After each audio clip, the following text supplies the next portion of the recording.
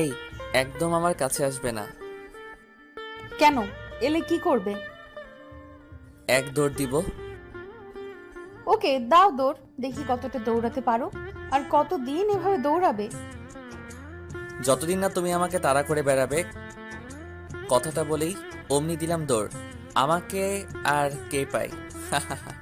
যেই দৌড় দিলাম তখনই খাট থেকে পড়ে গেলাম। কি ব্যাপার, আমি খাটে আসলাম কিভাবে?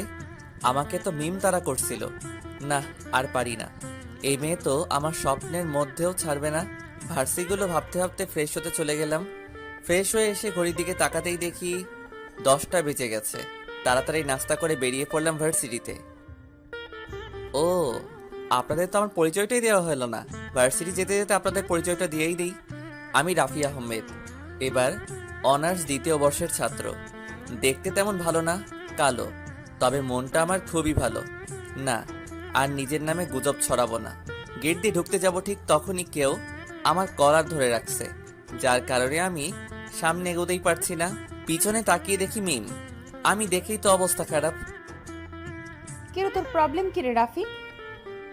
কেন রে, আমি আবার কি করলাম? কি করিস নাই তাই বল। তোর জন্য আমি ঘুমাতেই পারি না। আমার স্বপ্নে সবসময় ঘোরাঘুরি করিস কেন? আসলে তোর ভালো ডাক্তার দেখাতে হবে। ওয়েট, আরমান সাহেবকে ফোন দিতে বলি, আপনার মেয়ের ভালো ট্রিটমেন্ট করান, না হলে একসময় পাবনা পাঠাতে হবে। কথাটা বলেই একটু মুচকি হাসলাম। এই দেখ রাফি, আমার সামনে একদম মুচকি হাসবি না। কেন রে? তোর এই হাসিটার কারণে আমি রাতে ঘুমাতে পারি না। এই দেখ, ফাও বকিস না তো। যা, তোর হলে যা, আর আমাকে আমার হলে যেতে দে। ফাজিল মাইয়া একটা। কথাটা বলে আমি চলে যেতে যাব, আবার আমার কলার ধরে টান দিল মিম। আমি এবার রাগি মুডে বললাম, ওই তোর সমস্যা কি? এত জ্বালাস কেন রে? যা, ভাগ ছেড়ে। তুই আমাকে এইভাবে বলতে পারলি রাফি? ওকে, যাচ্ছি চলে। আর আসবো না তোর কাছে, আর কথাও বলবো না। বলেই মিম মন খারাপ করে চলে গেল, আর আমিও চলে গেলাম ক্লাসে। কিরে রাফি, এতক্ষণ কোথায় ছিলি রে? আর বলিস না দোস্ত, ওই মিমটা ভার্সিটি আসতে না আসতেই জ্বালানো শুরু করলো। আরে রাফি, তুই বোঝার চেষ্টা কর, মেয়েটা তোকে ভালোবাসে রে। আরে ধুর ছাই, ভালোবাসার গোষ্ঠী কিলাই, এসব আমার দ্বারা হবে না। আচ্ছা, সে দেখা যাবে। এখন চল ক্যান্টিনে যাই। তোরা যা বাপু, আমি যাব না। কেন রে, কি হইলো? ভালো লাগছে না। তোরা যা, আমার অ্যাসাইনমেন্ট করতে হবে, কালকে করতে পারি নাই। ওকে থাক, তাইলে আমরা যাইগা। বলে নিলয় আর নীরব চলে গেল, আর আমি আমার অ্যাসাইনমেন্টটা কমপ্লিট করলাম। আজকে এটা জমা দিতে হবে, তা না হলে কপালে দুঃখ আছে। যাই হোক, অ্যাসাইনমেন্টটা জমা দিয়ে এসে ভালো লাগছে না, তাই চলে এলাম বাসায়। ইদানিং মনটা বড্ড খারাপ। আর সত্যি বলতে একটা মধ্যবিত্ত পরিবারের যে কত প্রেশার, সেটা একমাত্র তারাই বোঝে। মধ্যবিত্ত পরিবারগুলো মানুষের অনেক স্বপ্ন থাকে, কিন্তু তারা সেটা বাস্তবায়িত করতে পারে না।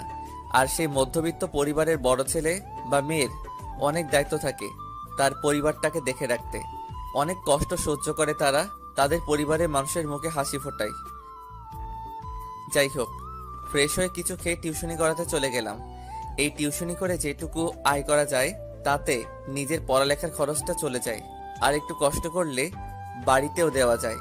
অনেক নৈতিক কথা বললাম, আমি চলে আসছি যেখানে টিউশনি করাই। আজ মাসের শেষের দিকে দেখি বেতনটা দেয় নাকি।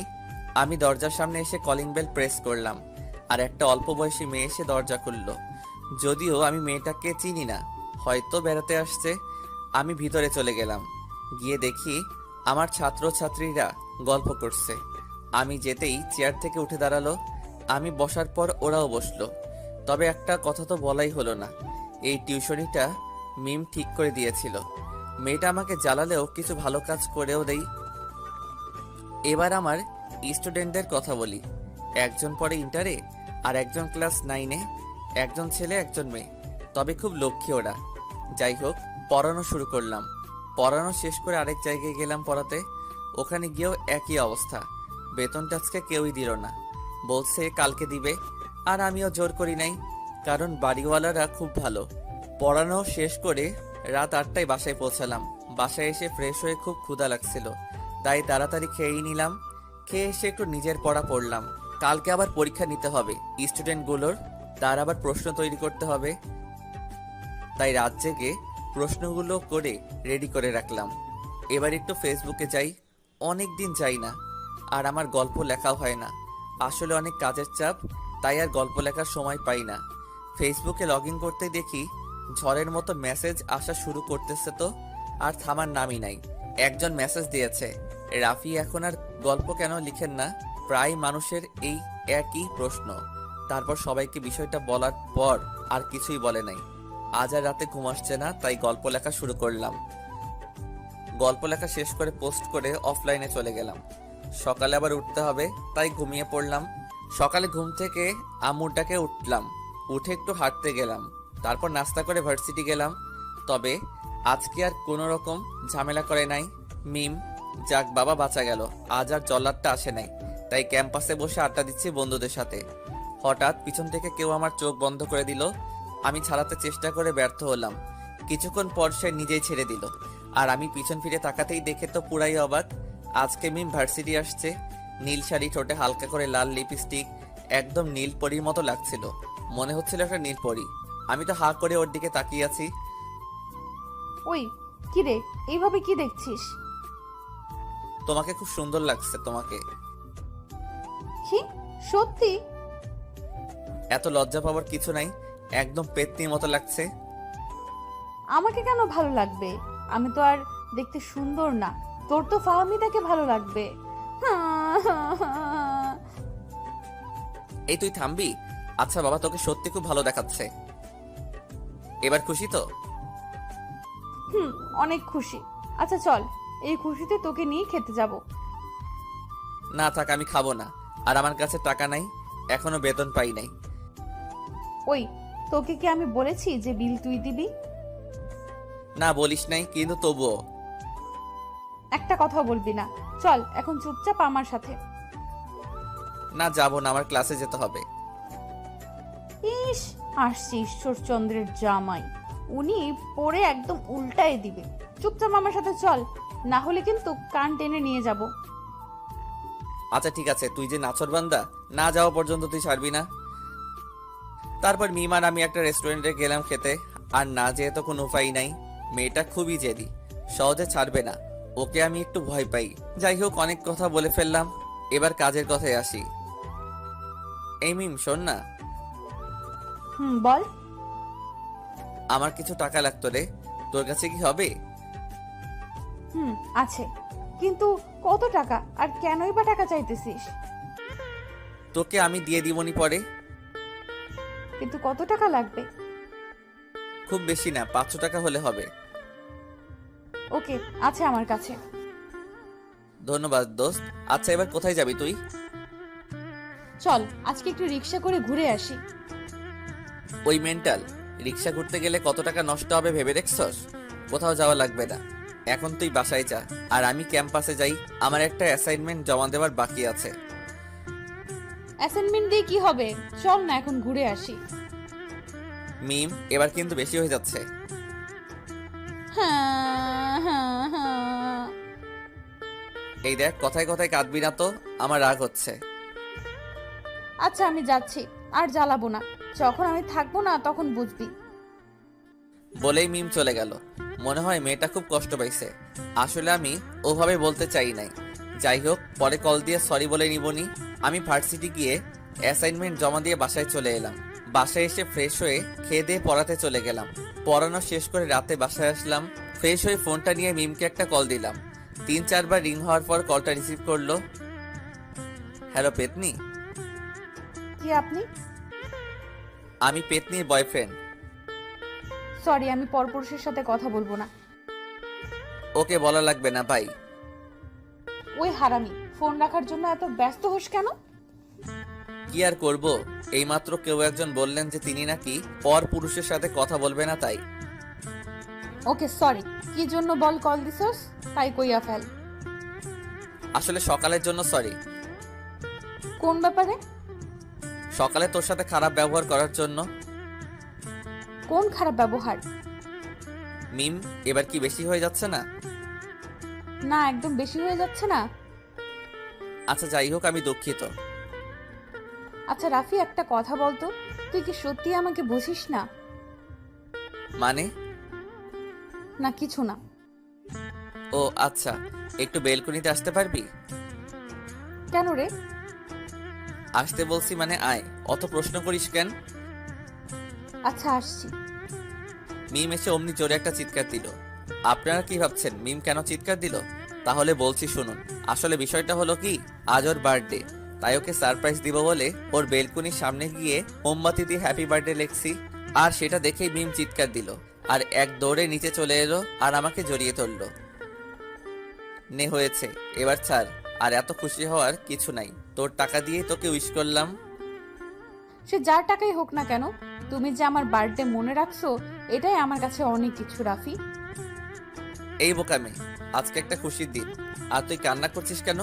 আর আমি তো তোর বন্ধু, বন্ধু হয়ে বন্ধুর পয়তা দিবস মনে রাখবো না তো কে রাখবে শুনি? আমার কথা শুনেই মিম হেসে দিল। আসলে ওকে হাসানোর জন্যই কথাটা বললাম। আর সত্যি বলতে মিমকে হাসলে খুব মায়াবী লাগে। মিম আবার আমাকে জড়িয়ে ধরলো। কিরে, কি হলো আবার? আমাকে এইভাবে সারা জীবন আগলে রাখতে পারবি রাফি? কখনো ছেড়ে যাবি না তো? তোর সাথে আমি সারা জীবন থাকতে চাই না, তুই আমাকে জ্বালিয়ে মারবি? হুম, জ্বালাবো, 100 বার জ্বালাবো। আর যদি কখনো অন্য কোনো মেয়ের দিকে চোখ তুলে তাকিয়েছিস তো তোর খবর আছে। ওই সেবার কেকটা কাট। তারপর মিম কেক কাটলো, ওকে আমি খাইয়ে দিলাম আর ও আমাকে। আচ্ছা এবার তুই বাসায় যা, রাতটা তো অনেক হলো। না আমি যাব না, তোর সাথে এভাবেই থাকবো। পাগলামি করিস না, আমার খুব ঘুম আসছে। চল আজ দুজনে একসাথে ঘুমাই। প্লিজ মিম, পাগলামি করিস না। আচ্ছা যাও, আর বাসায় গিয়ে কল দিও। আচ্ছা যাচ্ছি, তুইও বাসায় যা। মিম চলে যাওয়ার পর আমিও চলে এলাম। আর আমি যখনই আমার বাড়ির কাছে আসলাম ঠিক তখনই অন্য দিক থেকে একটা গাড়ি এসে আমাকে ধাক্কা দিল আর আমি দূরে গিয়ে ছিটকে পড়লাম। আর অন্যদিকে মিম আমাকে ফোনের পর ফোন দিয়ে যাচ্ছে, কিন্তু আমার ফোনটা তো রাস্তার পাশে পড়ে আছে। 1 বছর পর আমার কোমা থেকে জ্ঞান ফিরল। চোখ খুলে দেখি কারা যেন আমার পাশে দাঁড়িয়ে আছে আর আরেকজন মহিলা আমার পাশে বসে আছে। আমি চোখে ঝাপসা দেখছি, তখনই ডাক্তার এসে মহিলাটাকে বলল আসলে মাথায় অনেক আঘাত লাগার কারণে আর কমায় থাকার জন্য সবাইকে একটু চিনতে কষ্ট হচ্ছে। এতে চিন্তার কোনো কারণ নাই, কিছু সময় পর ঠিক হয়ে যাবে বলেই ডাক্তার চলে গেলেন। তারপর নার্স এসে আমাকে একটা কম পাওয়ারের ঘুমের ইঞ্জেকশন দিল আর আমি ঘুমিয়ে গেলাম। আর আমার যখন ঘুম ভাঙলো তখন রাত 10টা বাজে। ঘুম থেকে উঠে দেখি আম্মু আমার পাশে বসে আছে। আসলে ওই দিন অ্যাক্সিডেন্টের সময় আমার শরীরে অনেক আঘাত পাই আর সব থেকে বেশি আঘাত পাই আমার মাথায়, যার কারণে আমি কোমায় চলে যাই। আজকে এই দিনে আমি অ্যাক্সিডেন্ট করছিলাম আর আজকের দিনেই মিমের বার্থডে। আমি আর দেরি না করে মিমকে একটা কল দিলাম, কিন্তু ফোনটা বন্ধ বলল। অনেকবার ট্রাই করলাম কিন্তু কোনোভাবেই ফোন ঢোকাতেই পারছিলাম না। আর আমি বেশি চিন্তা করতে পারলাম না, কারণ মাথায় প্রচুর ব্যথা করছে। পরের দিন সকালে আমাকে হসপিটাল থেকে রিলিজ করে দেয়। আমি বাড়িতে এসে ভার্সিটির দিকে রওনা দিলাম। আর এতক্ষণে হয়তো সবাই জেনে গেছে আমি বাড়ি ফিরে আসছি। আমি ভার্সিটি ঢুকে ক্লাসের দিকে যেতে লাগলাম। ক্লাসের দিকে গিয়ে দেখি ক্লাসের দরজা বন্ধ, ভিতর দিয়ে লক করা। আমি দরজায় নক করতেই কে যেন এসে খুলে দিল। আর আমি ভিতরে ঢুকে যেটা দেখলাম, কোথা থেকে মিম এসে আমাকে জড়িয়ে ধরলো আর আমাকে কপালে মুখে চুমু খেতে লাগলো। রাফি তুমি ঠিক আছো? কেমন আছো? খুব মিস করছি তোমাকে। এই যে দেখো, আমি ভালোই আছি, তোমার রাফি ভালো আছে। আর এই পাগলি, তুমি কান্না করছো কেন? তুমি জানো না রাফি, তোমাকে খুব মিস করছি। তোমার জ্ঞান ফেরার আগে থেকে আমি হসপিটালে গিয়ে তোমার পাশে বসেছিলাম, কখন তোমার জ্ঞান ফিরবে। এই বোকামি, আমি তোমাকে ছাড়া কোথাও যাব না। আর ওই উপরে যিনি বসে আছেন উনি এত তাড়াতাড়ি আমাকে ওনার কাছে নিবে না। রাফি আমি আর তোমাকে হারাতে চাই না। আমিও চাই না তোমাকে হারাতে। কিরে মিম, এবার তো ছেড়ে দে। বেচারা সবে মাত্র ভার্সিটিতে আসলো, ওকে একটু রেস্ট নিতে দে। না, আমি ওকে ছাড়বো না। আরে সবাই তো ওদের দিকে তাকিয়ে আছে, এবার তো ছাড়। আনিশার কথাতে মিম আমাকে ছেড়ে দিল। আচ্ছা রাফি, এখন কি অবস্থা তোর? এই তো ভালো। আচ্ছা চলো আড্ডা দেই। তারপর সব বন্ধুরা মিলে ক্যান্টিনে গেলাম। অনেকক্ষণ আড্ডা দেওয়ার পর লাঞ্চ করে আবার ক্যাম্পাসে গেলাম। আজ আর ক্লাস করলাম না, কারণ হঠাৎ করে আমার মাথা ব্যথা করছিল। তাই ওদেরকে বলে চলে এলাম। মিম আর আদনান আমাকে বাসায় এগিয়ে দিয়ে চলে গেল। বাসায় এসে ফ্রেশ হয়ে ঘুমাতে গেলাম। আমি যাওয়ার একটু পর আম্মু আমার রুমে আসলো। কি রে রাফি, ঠিক আছিস তো?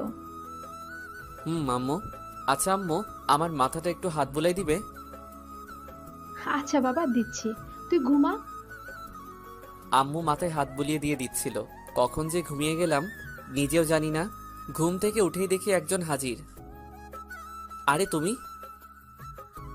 আমি তোমার কথা শুনে দেখতে চলে এলাম। ও, ধন্যবাদ তোমাকে। এখন কেমন লাগছে রাফি? মোটামুটি ভালো। ও আচ্ছা রাফি, আমি এখন আসি, পরে আবার আসবো। বাই। ওকে যাও, আবার এসো কিন্তু।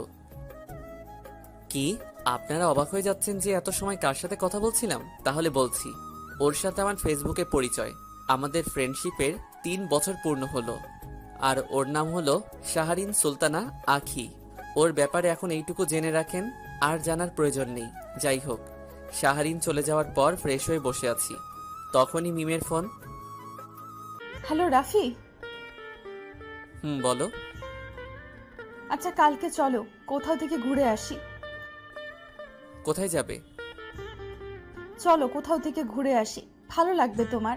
আর আমি এই 1 বছর কোথাও যাই নাই, তোমাকে নিয়ে কোথাও ঘুরতে যাওয়া হয় নাই। ও আচ্ছা, যাবো তাইলে। খাইছো তুমি? খাইছি। তুমি? না, খাই নাই, তবে খাবো কিছু সময় পরে। ও আচ্ছা, তাড়াতাড়ি খেয়ে নিও। আর খাবার খেয়ে ওষুধ খেতে ভুলে যেও না। আচ্ছা এখন রাখি রাফি, তুমি রাত জাগবে না, ঘুমিয়ে যাবে তাড়াতাড়ি। ওকে, তুমি যা বলবে তাই হবে। এবার রাখি তাইলে। ফোনটা কেটে দিয়ে খেতে গেলাম। খাওয়া দাওয়া শেষ করে ওষুধ খেয়ে ঘরে এসে শুয়ে পড়লাম। হঠাৎ মিমের কথা মনে পড়লো। আচ্ছা, মেয়েটা কেন আমার এত যত্ন নেয়? ও কি আমাকে সত্যি ভালোবাসে, নাকি আমার প্রতি বন্ধুত্ব এর দায়িত্ব পালন করে? কিন্তু ওর কাজকর্ম দেখে তো আমার প্রতি অনেকটাই দুর্বল। আচ্ছা, আমি ওকে নিয়ে তো ভাবছি কেন? তার মানে আমিও কি ওকে... না না না, এই আমি কি ভাবছি? আমি তো ওকে শুধুই আমার বন্ধু ভাবি। না, আর ভাবতে পারছি না, মাথাটা ব্যথা করছে। এবার ঘুমাতে যাব। সকালে আম্মুর ডাকে ঘুম ভাঙলো। কি রে সোনা, আর কত ঘুমাবি? এবার তো ওঠ। উঠছি আম্মু, তুমি যাও, আমি আসছি। বলেই আম্মু চলে গেল। আমিও ফ্রেশ হয়ে খেতে গেলাম। খাবার টেবিলে বসে সবাই মিলে খাবার খাচ্ছি, ঠিক তখনই আব্বু বলল, আচ্ছা বাবু, তোর আজকে একটা জায়গায় যেতে হবে, পারবি বাবা যেতে? কোথায় যাব আব্বু? একটা কাগজে একটা ঠিকানা লিখে দিল আর বলল এই ঠিকানায় যেতে। খাওয়া দাওয়া শেষ করে রুমে এসে ঠিকানা অনুযায়ী বেরিয়ে পড়লাম। 1 ঘন্টা পর ঠিকানা অনুযায়ী পৌঁছে গেলাম। এটা একটা কোম্পানি, চৌধুরী ইন্ডাস্ট্রিয়াল